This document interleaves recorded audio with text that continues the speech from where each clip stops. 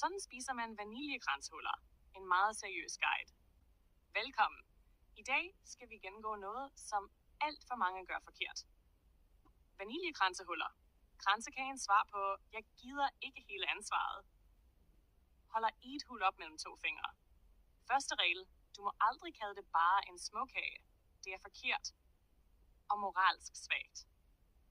Snuser overdrevet til hullet. Man starter med at dufte. Ikke fordi det hjælper, men fordi det ser voksen ud. Dernæst, et lille bid. Kun for at teste, om det stadig smager som alle de andre. Spiser resten i en mundfuld. Og så mister man kontrollen. Det er helt normalt. Det er en del af ritualet. Kigger ned i tom skål. Afslutningsvis, kig tomt ud i luften.